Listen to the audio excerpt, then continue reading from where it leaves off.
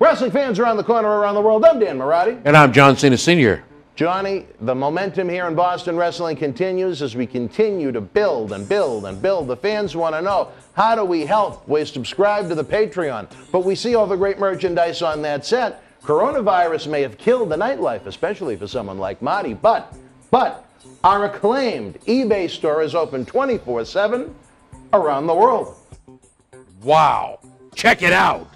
Support Wrestling Insider's in-studio shoot interviews on eBay with this brand new personally autographed WWE Royal Rumble 2021 11x14 poster signed by WWE Universal Champion Roman Reigns, his advocate Paul Heyman, and Kevin Owens. Reigns and Owens battled for the Universal title in a last standing match January 31st in the Thunderdome in Tampa. This limited edition collector's poster is number 31 of only 50 produced. Comes with WWE authentication hologram on the poster itself. Also comes with an on-air shout-out from WWE Hall of Famer Mr. USA Tony Atlas and a bonus autographed 8x10 photo. Get this rare, awesome collectible for your man cave and help keep wrestling legends working now.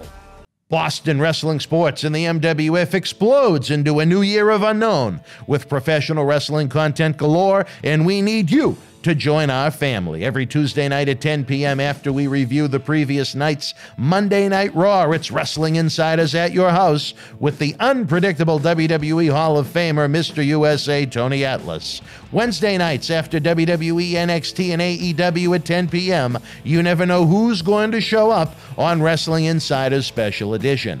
Every Thursday night at 10 p.m. after our NXT and Dynamite review, it's Marty Jannetty's No Holds Barred Sex, Drugs, and Rock and Roll journey through the 80s and 90s on Wrestling Insiders Party with Marty. Friday nights after the lights go down at the Thunderdome on SmackDown, it's John Cena Sr.'s Wrestling Insiders Fabulous Fridays. Plus, look for classic clips, bonus live episodes, pay-per-view watch-alongs, and more. If you want early, ad-free access to all of our Wrestling Insider talk shows, our acclaimed studio shoot interview DVD library, and to help keep wrestling legends working during the worst of times, for less than a cup of coffee at Starbucks, join our growing family at patreon.com/Boston Wrestling. Expect the unexpected in 2021. This is Mick Foley. This is Harley Race. This is Shelton Benjamin. This is Mr. Wonderful Paul Orndorff. This is the Monster Abyss. And this is Daniel Bryan. This is JBL, and you're watching the MWF. Be there live.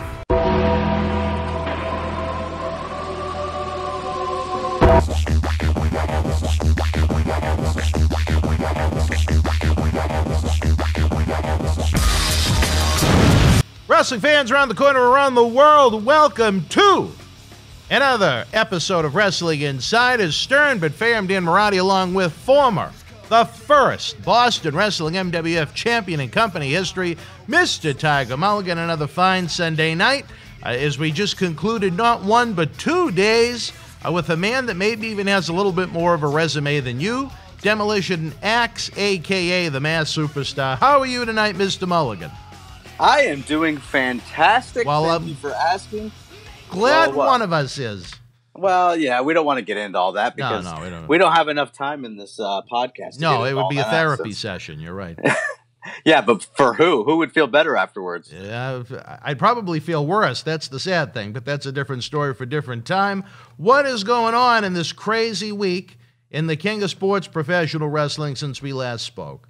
I mean, it has been a crazy week because it seems like everything we talked about last week came to fruition again this week, and it just pisses me off even more. So, I mean, What's I'm sure pissing you off this week?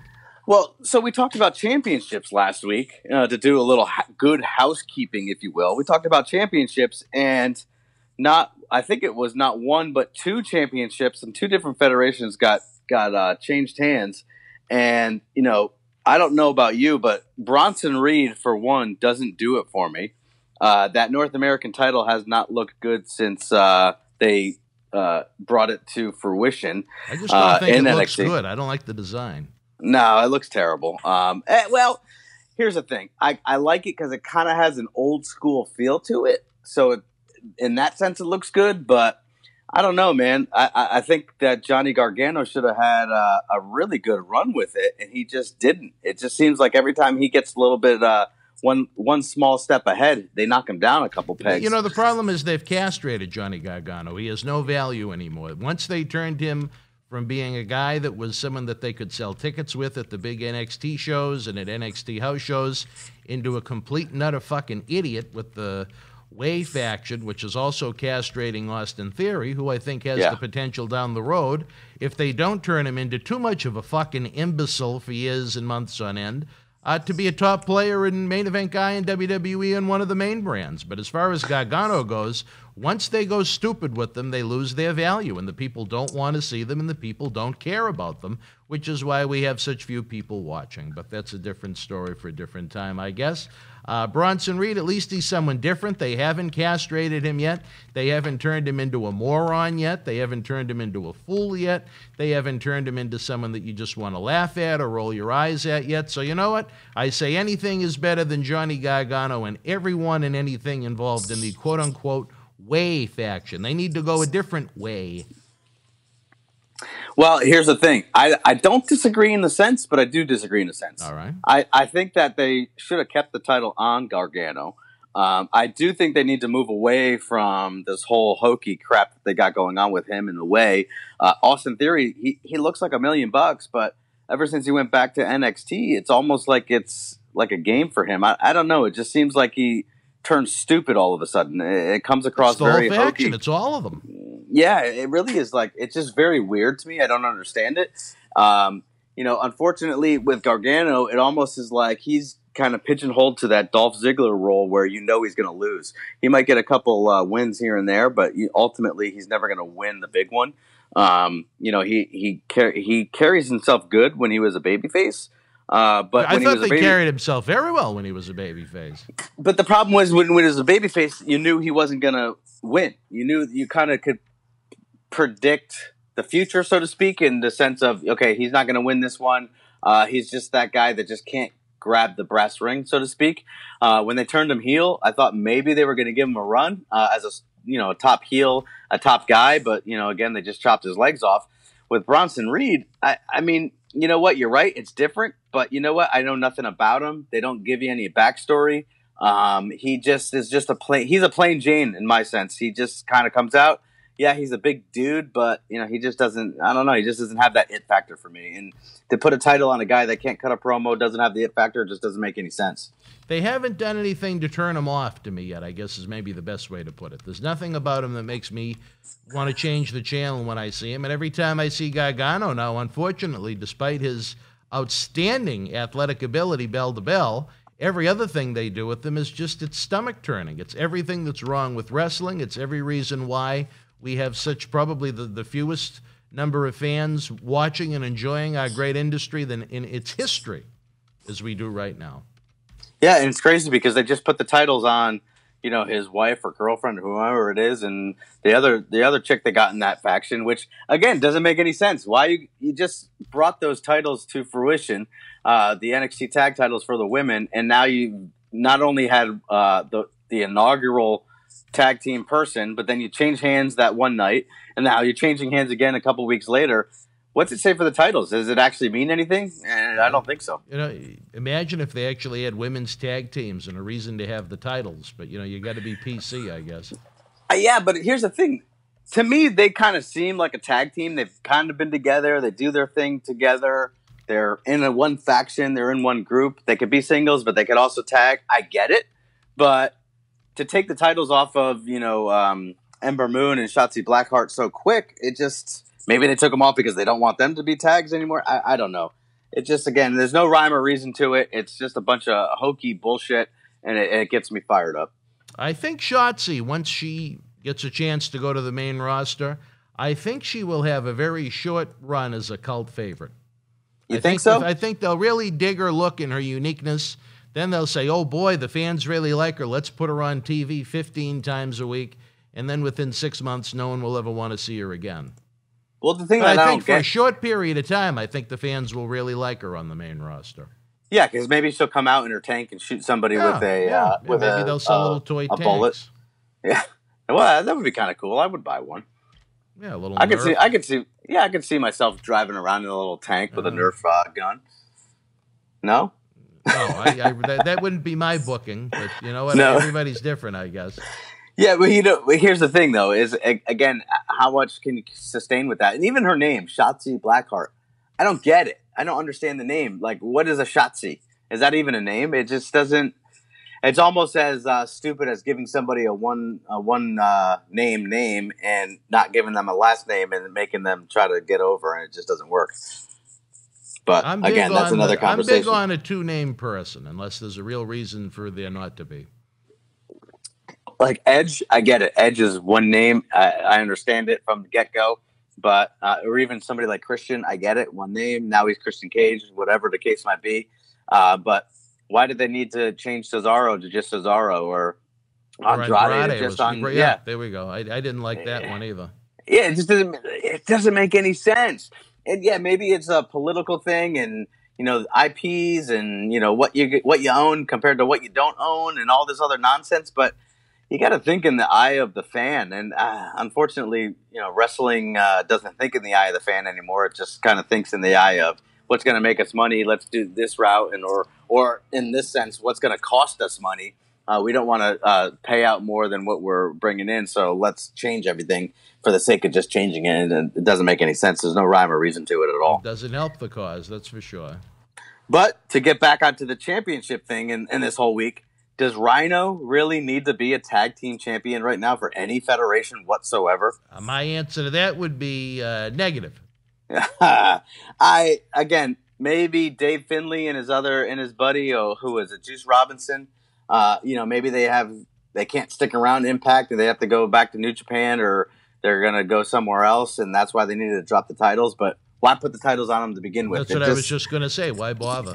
It just, again, it's switching titles for the sake of switching titles, for the sake of, somebody saying, oh, I was an Impact Tag Champion, look at me, let's put it on my resume. It doesn't make any sense. It makes the titles look worthless, and unfortunately, we're supposed to be striving for titles, and we're not anymore, and that's a sad thing. When did we start with this? Oh, so-and-so has been the champion for 87 days now. Like, that's supposed to be impressive. To me, that's so weak, so pathetic, so feeble. I hate it. It just shows... Well, considering that you go back to, say, Bruno had it for, 8-10 years? Yeah, that'd be a lot of days. Yeah, Hogan had it for 3 years. Almost 4. one stint. No, quite just a little over 4, because it was February when he lost it. Yeah, you're right. So, I mean, even somebody like Savage, when he won it in WrestleMania 4, which, God rest his soul, I think it was just yesterday that was his the anniversary of his death. Yes, when we're taping this, yes. Yeah, so, it's... he had it for a year. It actually made it seem like it meant something. Nowadays, if you keep it for 5 days, it's worth something at that point in time. Why is it days? I mean, why not months? Well, because why not, they use like you said, even years in some cases? Why because days? Here's the thing. They use the excuse of the attention span of the audience. The audience doesn't pay attention because there's nothing to pay attention to. And that's what the writers, the bookers, or the owners, or whomever is doing this, is the EVPs. They're saying that, there's no attention span nowadays. If there's something to watch, people are going to watch it. The Attitude Era happened for a reason. It was shock TV. They did a lot of crazy things that I agree in this day and age we can't do anymore. But you can write compelling TV and get people hooked without having to change a title every 2 days. And they're trying to use titles as props when they shouldn't be props. That's the sad part about it. Well, wait until the fans get a load of what we have in store for them, Tiger. On Saturday night, November the 13th, it was originally just going to be Back to the 80s WrestleFest fan reunion and live wrestling card, but because of coronavirus and all the delays that went with it, it's going to turn into not only the Back to the 80s WrestleFest, but our 20th anniversary of Boston Wrestling MWF in-ring action. So, I mean, what you, myself, the rest of the board of directors are working on is it's going to be mind-numbing. It's going to be a night that you will never forget. I might have to come out of retirement. I don't know about that. We've seen the knee. Come on now. We've seen the knee. You're in about as good a shape as me. Which, you know what? You're not often right. On this time, I'm going to say you're pretty right. We wouldn't be a very good team in a potato sack race at this point. No, but the thing that gets me about the MWF is I feel like I never lost that title. Is that true or am I wrong? You were unable to defend? Yeah. So Commissioner Von Johnson had to, go into his bag of tricks, and he set up the match with, instead of doing a big, long, drawn-out tournament or a battle royal, he just said, you know what? Slick Wagner-Brown, Dylan Cage were the top two contenders. You two go at it one-on-one, and, it became Dylan's night. As I like to call him, Pocahontas. Well, here's the thing. Those two guys, I love those two guys. Dylan Cage, I've known for many years. Slick Wagner-Brown. Fuck Dylan Cage. How about that? No, I mean, go back to the wigwam down in North Carolina. Listen, I don't know what the beef is with you and him. I don't want to get into it. Fuck Dylan Cage, because that's what it boils down to. Well, him and John Cena Sr. trying to take our organization and bring it down to North Carolina and rob the fans, the wrestlers, everyone involved with the video production and so on and so forth. The two of them can rot. John Cena Sr. and I, we're frenemies now. We're at least able to get through our talk shows, but the other one, for the things that the shenanigans that he please. Listen, that's behind the scenes. I don't want to break down that fourth wall. Yeah. But me personally, I've had many bouts with Dylan Cage and many bouts with Slick Wagner-Brown. And to me, in ring, not talking, in locker room, they're both top notch. And, I wish them nothing. Slick's got to worry about the breasts at this point. You know what I mean? He's starting to go the T-shirt route. Once you go the T-shirt route, you're a lot closer to the end than the beginning. You know what I mean? I mean, if it fits the gimmick, then why not? Well, when it doesn't fit the gimmick, when it's just, when it's just the sake of I'm trying to cover up my body. When you start to grow in a little cause visceri in the midsection, you know what I mean? Oh, come on, let's not bring up the Sheik now. Anyway, so what else is going on in the world of professional wrestling that we need to chat about? Well, we discussed New Jack, I believe, right? Yeah, that was last Friday night. We didn't discuss New Jack. We didn't really discuss New Jack. To be perfectly honest, no. I mean, listen, I never want to speak ill to death, but that's why I prefer not to speak about New Jack. I got nothing good to say about him, so I'm just going to. Why don't you like New Jack? You know what? It's not that I don't like him. I just don't understand what the hype is about him. Like, don't get me wrong. Like, this guy, did he draw any money? Maybe in ECW. I don't know, because that was what they did. Was they didn't actually wrestle. They just bashed things over people's head. To me, for a guy to get hot in the ring and start stabbing somebody, or to get hot in the ring because somebody was trying to work, or he got a little stiff, so he felt like he needed to take liberties. That's just never been my style. I don't know the circumstances behind any of the things that he's done. I've only seen him act ill will towards one of my close friends. Really? I think it was actually for an MWF show, if I'm not mistaken. Where he just friend? Inferno Kid, Danny Inferno. I'm sure you know of him. Oh, they didn't work each other. No, but I think the story goes is that New Jack went up to. I think Danny worked Kid Cash that night, if I believe correctly. Wakefield, Massachusetts, October 5th, 2002. And I don't even think New Jack was booked. He showed up on the show. Well, there was a long story behind that. You're not necessarily right, but you're not necessarily wrong. Right. So I guess from what I'm privy to, because I was there getting changed next to Danny in the locker room, New Jack kind of came up and said, "Hey, we're working." Danny goes, "I don't know nothing about it," and New Jack got hot about it and wanted to fight him. And it was like, dude, like, why? It doesn't make any sense. You weren't. Yeah, it didn't make any sense then. It doesn't make any sense now. For somebody that he wanted to work him, or I don't know. I don't know. I have no idea. I don't know his rationale behind it. I'll never know the rationale behind it. But and I'm not going to have a chance to ask him, since the 6 episodes we have with New Jack have obviously already been taped. So that is going to go down as an MWF mystery. Yeah, I mean, it is what it is. I'm just not a big fan of the guy. I'm not a big fan of the wrestler or the performer. I'm not a big fan of the person. Again, I wish his family all nothing but the best. I don't want to see anybody in the position that obviously that he's in now. I feel terrible that he's not with us anymore on a personal level. But again, when it comes to professionalism, I don't think he was professional at all. And we'll just kind of leave it at that. All right. And it seems like everybody's jumping on the bandwagon of, oh, he was so great. He was this, he was that. I mean, come on. What did the guy really even do? Not much in my book. As far as his career goes? Yeah, I mean, what? He worked for Smoky Mountain for a cup of coffee. He worked for ECW. Once he turned into that gangsta gimmick in ECW and started to live that gangsta gimmick, he pigeonholed himself because there wasn't a major league company that was ever going to take that risk with him, you know?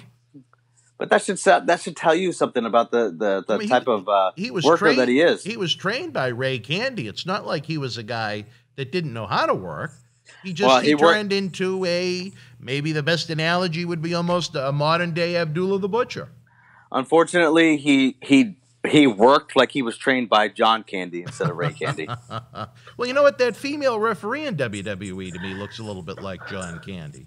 I don't know if you've ever thought of that. But Jessica Carr? Yeah, she looks a little little planes, trains, and automobiles action with her. Listen, I thought the whole hot dog situation with Nia Jax was bad, but that comment, that was terrible. You are, baby. You're. It's not my fault. I'm not Mother Nature. No, I don't think any of us are. Maybe I'll have to say maybe I was at one point in my life, but I'm in a different spot now, and I'm kind of better for it. You don't think she resembles John Candy? Listen, I'm not touching that. I'm leaving that one alone. Maybe that might be for the best in more ways than one. Yeah, right. Allegedly, she looks like John Candy. Well, the female referee in WWE that allegedly looks like John Candy, ladies and gentlemen, Jessica Carr, whatever her name is, she looks like she's been ridden a few miles. Oh man, I think what's that? That they want us to go to break. Well, you know what, fans? Yes, we are about halfway through the program right now. Why don't we take a brief time out, check out all of the great things that are happening in the Boston Wrestling eBay store. You can find the link in the description box below, including great merchandise like this. Wrestling fans, I'm Dan Mirade. And this is the man of the hour, Leo Rush. It's all over BostonWrestling.com and our social media. But Leo, brother, they got to check out some of this merch. They got to. Check it out, fans, right now available on eBay. You can add this to your collection. Support Wrestling Insiders and keep wrestling legends working on eBay. Get this WWE NXT TakeOver War Games 2020 11x14 limited edition autograph poster signed by everyone on the event, number 23 of only 100 made. Includes signatures from the Undisputed Era, Johnny Gargano, Damian Priest, Tommaso Ciampa, Timothy Thatcher, Io Shirai, Tony Storm, Rhea Ripley, Dexter, Loomis, and more. Comes with authentication hologram on the back of the poster. Also comes with mystery autographed 8x10 and an on-air shout-out from WWE Hall of Famer, Mr. USA, Tony Atlas, on Wrestling Insiders at your house. Get it now. Cheer! Why, hello! I would ask what was on your mind, but I already know. You want to know what has got my beard looking oh so majestic. And I'll tell you, it's sexy as hell beard care. Coconut oil, vitamin E oil, almond oil, both sweet and bitter, shea butter, it's all natural. Yes, JTG has actually come out with a high quality product. So support your boy by going to sahbeardcare.com and take one step closer to becoming sexy as hell. Cheer. Ooh, cheer. You know? All right, wrestling fans, welcome back to our new Sunday night tradition, Wrestling Insiders Stern but Fair. Tiger, we have to make note that we are turning the summer into the summer of 7 p.m. across the board. All of our great Wrestling Insider talk shows that fans are used to premiering after Raw, NXT, Dynamite, SmackDown, so on and so forth. We're bumping them up. We're trying to see if it increases the numbers, if it makes it more friendly, if it gets you guys more engaged and active in the premieres. So all of our great talk shows are going to premiere 7 nights per week, at 7 p.m. Eastern Standard Time, outside of special episodes and pay-per-view weekends and so on and so forth. But when it comes to the regular weeknight shows, look at us. Don't look at us as the post-game show. We're the pre-game show, baby. Now I pass the baton back to the former champion, Mr. Mulligan. Never beat. Don't say former nothing, little man. Well, stripped by Mr. Reiki himself, Von Johnson. Terrible. He did give you a ladder match at Soul Survivor 2, and you did not reclaim that title. I don't know if I should throw that in there, but okay. So what happened at the end of that ladder match? Who grabbed the title first and then was jerked around by Jimmy Jack Cash and whatever other cronies Dylan Cage had on his payroll at that point in time? And then Goldust jerked himself around in the parking lot, but that's a different story for a different time. Yeah, I guess. Completely different time. He did come to your rescue that night. He did, and you know what? He is a good friend of the NWF, and he's a good friend of mine. I don't know if I'd go that far, but you know what? I'm booking him. I'm booking him again. Well, I think the fans would enjoy seeing him, to be honest. But as far as my own personal enjoyment goes, that's a different story for different time due to the DNA left in the parking lot of the Tewksbury, Bill Ricker, wherever the hell we were, whatever high school we were at that night. I think it was Bill Ricker. It was Bill Ricker, yeah. The Bill Ricker Tech. And there's a little Goldust DNA over there. Well, listen, I was in the ring. More I had on the nothing back to do with of the commissioner's seat, but that's all right.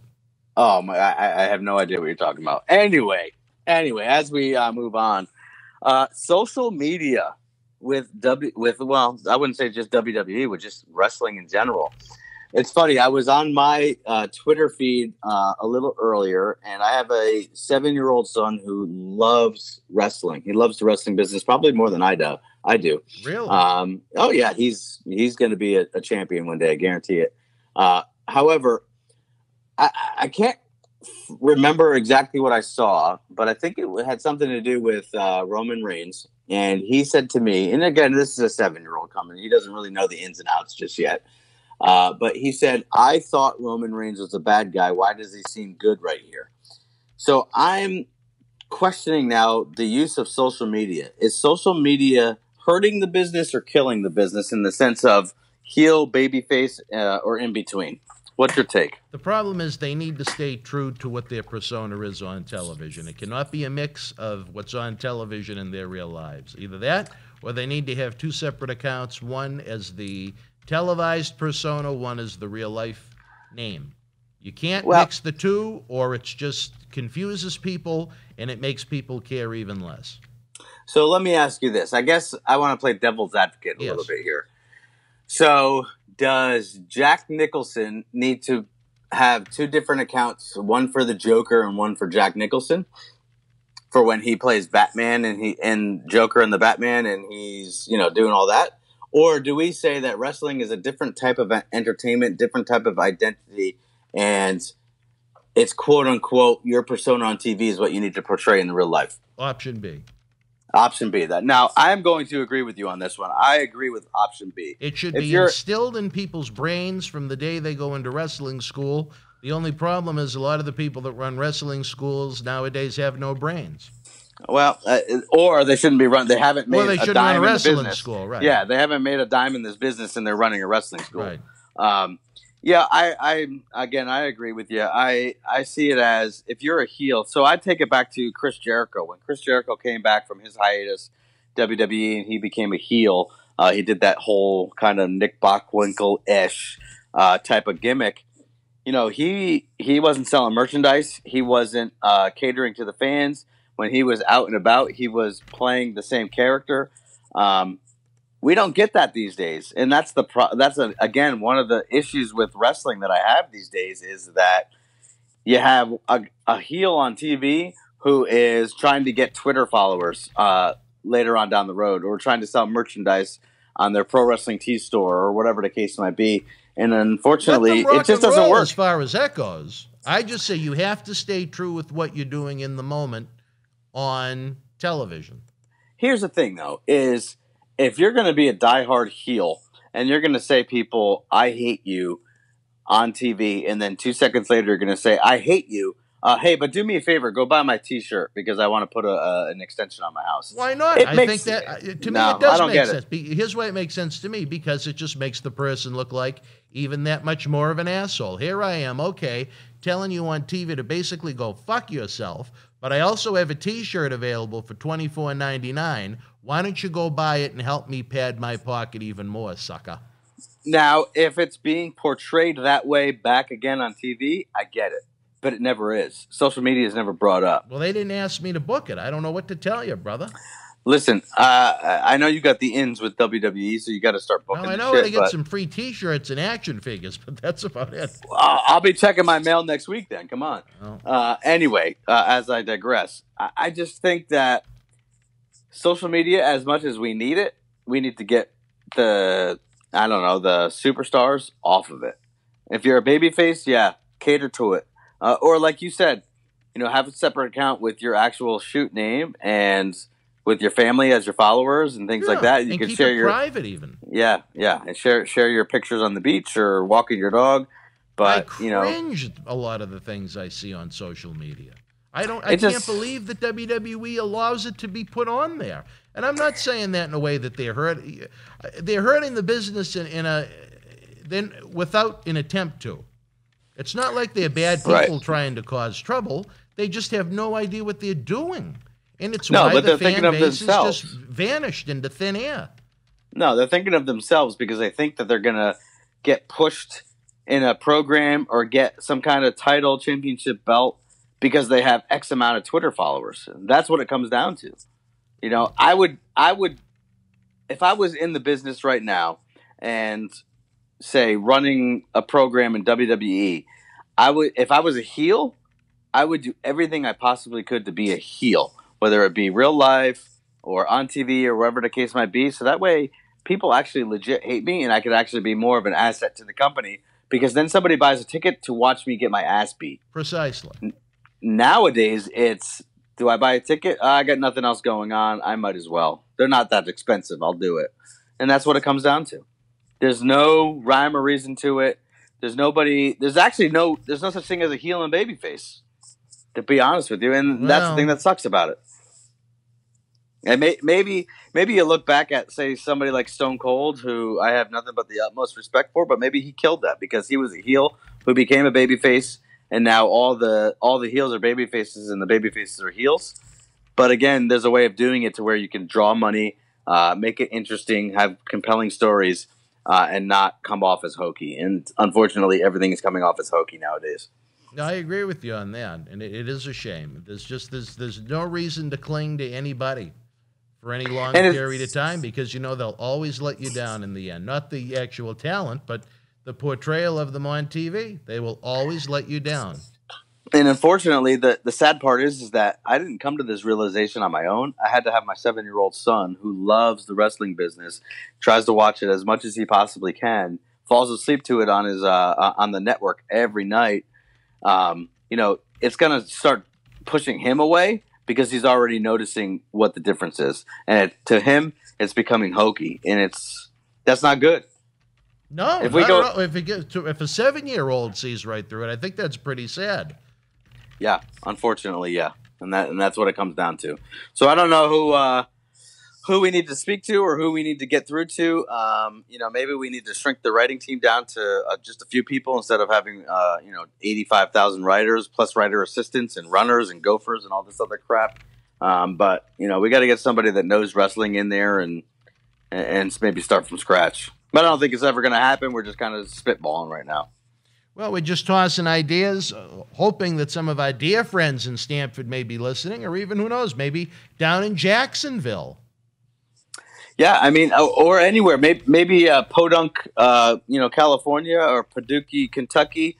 If they have an indie fed out there, do it the right way. Book it the right way. Make sure that you have something that makes sense. Make sure that the guys and girls, for that fact, in the ring are, creating a story with their match and not just going out there and doing spot fests and moves just for the sake of doing moves because they can do a backflip. Listen, back in the day, I could do a backflip. You want to know how many times I did them in matches? 0. Why? Because it made 0 sense for me to do one, and that's just the bottom line of it. If only you had more pictures of your career to share with us, but we won't even go down. Well, we didn't. I mean, when I started, the internet was barely alive. What do you want me to do? I'm not talking about the internet. I'm talking about photographs. That's what I mean, though. There's no nowadays. I could get stuff off the internet, but I don't know. I've been asking this one guy within the NWF offices, back offices, to get me all my old footage, but I just can't seem to get it. So I don't know if you can help me out. You with have that to talk to an individual named Glantz, who, to his credit, was actually down here for a lot of the summer, starting to digitalize the MWF video library. But the hard drives are very expensive. Another reason why we need the fans to join us over on Patreon at patreon.com/Boston Wrestling. Become part of the Boston Wrestling, not a fan base, not a friendship, but the MWF family, where you get early ad-free access to our Wrestling Insider talk show series. Our acclaimed Studio Shoot interview DVD library is seen by millions online, millions more on the Howard Stern Show. Thanks to that crazy individual known as Sheiky Baby, you get Patreon perks, exclusive, and the knowledge that you're helping keep wrestling legends working. Again, is the road from whether you're right down the street here in Melrose like me or down in New Jersey like Tiger. All roads lead to Memorial Hall in Melrose, Massachusetts, Saturday night, November the 13th, back to the 80s WrestleFest, along with the celebration of 20 years of in-ring Boston Wrestling MWF action. You'd have to think that the new board of director member and the first ever champion, Mr. Mulligan, will be there live and in person. As the third decade begins. I mean, it's going to be a milestone, not only in my career, but in the eyes of everybody that attends. I wish, if you're coming in from California, do it. It's going to be something that you're going to be looking forward to. It's going to be something that you don't want to miss. I guarantee it. Well, I continue to be disappointed that the original event, as it was, had the biggest event in company history with still 5 weeks to go. 5 weeks to go, and then coronavirus took it from us. But I'll continue to be complaining about that probably until I take my last breath. That was a tough one to take on the chin. Listen, I guarantee that you're going to stop talking about it when it comes time to kind of do the do-over or the replay. Just a few months away. Make sure you get your tickets beforehand because it's going to be a big one. Well, unfortunately, Road Warrior Animal has passed away. He won't be with us. And Lanny Poffo was moved to Ecuador to be able to service himself in private, apparently, on the beaches there. We don't know what's going on with Tony Atlas and his hustle deposit, but, you know, if anything, when people get let down, I feel like we got to go bigger, better, badder, and I think that's what the 80s Fanfest is going to be, is when it's all said and done. If you look at the original 8 compared to the 8 that we will have, maybe we'll have more than 8 on November 13th. That remains to be seen, but it's going to be memories that last a lifetime. The sad thing is, I hate to almost push it like it's a morbid thing, but you know what? These superstars and legends from the 80s, they led wild lives. They're not going to be around forever, and you never know when that final opportunity may come to meet them and get a picture with them, you know? I hear you, and listen, just like your ex-wife said, she needed to go bigger, badder, and better, and she did, and you know what? This show is going to be bigger, badder, and better. It's going to be the best thing going today and tomorrow and next year, so get your tickets while they're hot because, trust me, if you miss out on this one, you're never going to hear the end of it. Well, ticket information will be forthcoming over the summer as we begin to re-announce the superstars that will be joining us and again, the ones that weren't originally going to be with us. But I'm really looking forward to the return of the in-ring action.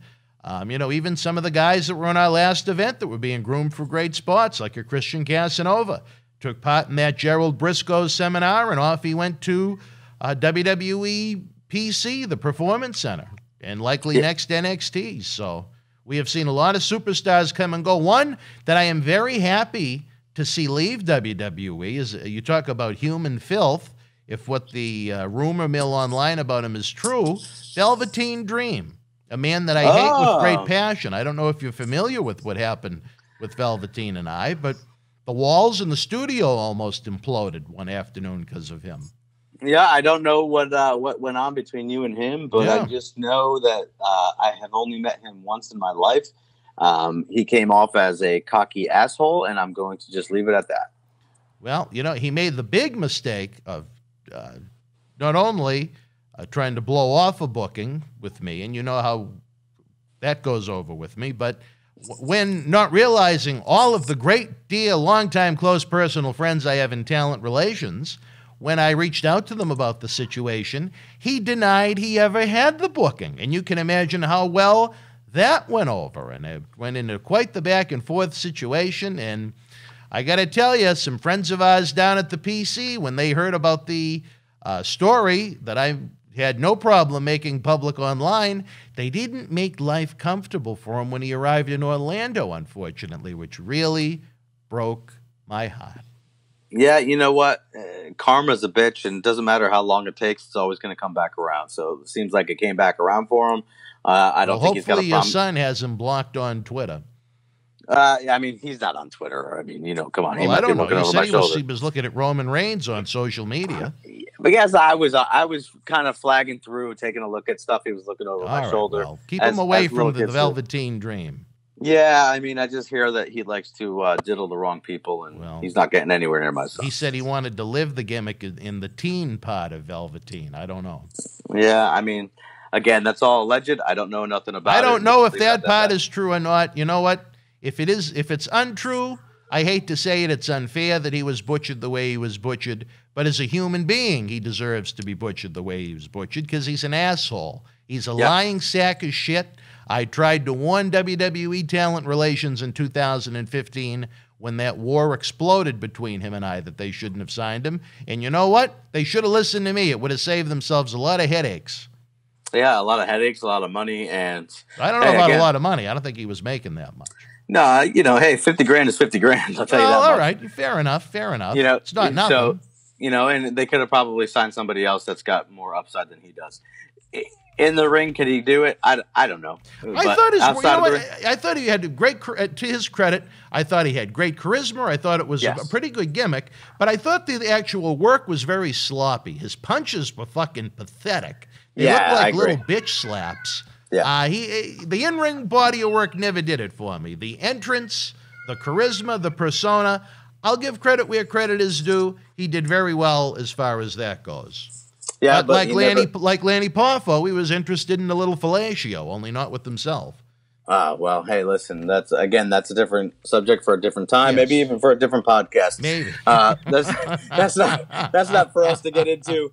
We'll leave it to Dr. It's a little stern. It's a little stern, and you know what? Maybe I don't think it's fair though if it is what he's doing, but that's all. Yeah, you're 100% correct. Let's just leave it at that. Karma's a bitch. He got his in the end. He's not going to make it anywhere else, and that's just. I can't see another promotion wanting to take a chance on him. Would you? No, I mean, again, no. It kind of goes back to that whole. I kind of related to Joey Ryan. You know, I don't know what's happened with him or what's going on with him and all that crap that went down. You know, over the past year and a half or so. But you know, nobody's going to take a chance on him, and if they do, that's on them, and they only look stupid for it. Well, I tend to agree with you. Is there anything else in the world of wrestling we are missing this week? I'm getting another call coming through. I hope the beeping isn't interrupting our podcast. Can you hear it? Nope, I didn't hear the beeping at all. And I'm sure the listeners won't at all. But, you know, there's lots to cover, but we got to save it for a different time, different channel. I'm being bellowed myself, so I think the back room, everybody in the office is giving us the Iggy and the go home. All right, wrestling fans, we enjoyed it this week. It was a heck of a weekend with Demolition Axe. Then to have Tiger with us was even better. Again, this week we're going to be on our regular schedule. We may have some surprise episodes thrown in at 7 o'clock. And then, like I said, Memorial Day Monday, we start the new schedule. 7 days a week, the Wrestling Insider episodes will premiere at 7 p.m. We want to see if that'll help the cause. If you're not too tired after watching 2 or 3 hours of first-run original wrestling, join our talk shows, whether they be current events, historical, legends of every era, the superstars and legends of yesterday, today, and tomorrow, as we like to say it. For my partner in crime on Sunday night, Mr. Tiger Mulligan, I'm Dan Marty. We'll see you next week. You and yours be well, stay healthy, good night. The World Wrestling Federation was live at the Sky Dome in Toronto, Ontario, Canada, Saturday, May the 23rd, 1998. In the opening contest, WWF Light Heavyweight Champion Taka Michinoku retained the title over Brian Christopher. The Headbangers beat the Quebecers. Kurgan with the win over D'Lo Brown. Bradshaw defeated Mark Mero. WWF Intercontinental Champion The Rock retained the title over Farouk via countout. The Undertaker victorious over Kane via disqualification. Jeff Jarrett beat Steve Blackman. Vader with the win over Owen Hart via disqualification. WWF Tag Team Champions, the New Age Outlaws, retained the titles over DOA. And in the main event, WWF World Champion Stone Cold Steve Austin retained the title over WWF European Champion Triple H, with Vince McMahon as outside the ring guest referee and Dude Love the guest timekeeper. If you're in Toronto live, share your memories in the comment section below. Use the links in the description box to keep Wrestling Legends working in our eBay store and on our world-renowned Patreon streaming service so we can bring you more interactive superstar shoot interviews to relive the good old days of professional wrestling. Check it out. Boston Wrestling Sports in the MWF explodes into a new year with professional wrestling content galore and need you to join our family. Every Tuesday night at 10 p.m. after our Monday Night Raw review, it's Wrestling Insiders at your house with WWE Hall of Famer Mr. USA Tony Atlas. Wednesday nights at 10 p.m. after NXT and AEW, join rotating legends on Wrestling Insiders Special Edition. Every Thursday night at 10 p.m. after our NXT and Dynamite review, it's Marty Jannetty's no-holds-barred sex, drugs, and rock and roll journey on Wrestling Insiders Party with Marty. Friday night after SmackDown, don't miss John Cena Sr.'s Wrestling Insiders Fabulous Fridays. Plus, look for classic clips, history videos, bonus live episodes, pay-per-view watch-alongs, and more. For less than a cup of coffee at Starbucks, get early ad-free access to our Wrestling Insider talk shows, our acclaimed studio shoot interview DVD library, and help keep Wrestling Legends working during the worst of times. Join our growing family at patreon.com/Boston Wrestling. Expect the unexpected in 2021.